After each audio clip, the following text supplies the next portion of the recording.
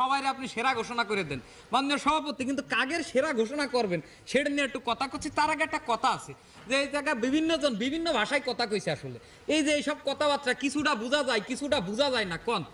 এখন আমরা যারা লেখাপড়া করেছি কলেজে ভার্সিটিতে, আমরা তো একটা বই খাতাতে একটা লেখা পড়ে তারপরে আমরা শিক্ষিত হয়েছি। তা সেই লেখাটা কিরকম, কোন ভাষায়, সেই ভাষাটা কোন জায়গাতে চাইছে, সেই ভাষাটা আছে প্রমোদ চৌধুরী দেশে চলিত ভাষা, তারপরে তো বাঙালি চালাচ্ছে।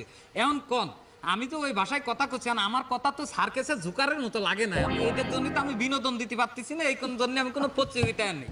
এইবার এই যে একটু আগে ময়মন সিং এর একটা বেটি এই বুন্ডিটা যে কথা কলো, এই বুন্ডিটারে কিটা বিয়ে করবে কোন, এরকম একটা গুন্ডা মায়ে এই মায়েটারে যে বিয়ে করবে তার তো জীবন সারকার। মেকআপটা দিয়ে কার মতো করে শাস্তি চাইছে, মেকআপটা দিয়ে সে তো যে কবিতা সুচন্দা কবরী ববিতা এদের মতো করে জানো যশোরের যে নায়িকাগুলো আইছে, যেই নায়িকাগুলোর কারণে বাংলাদেশে একসময়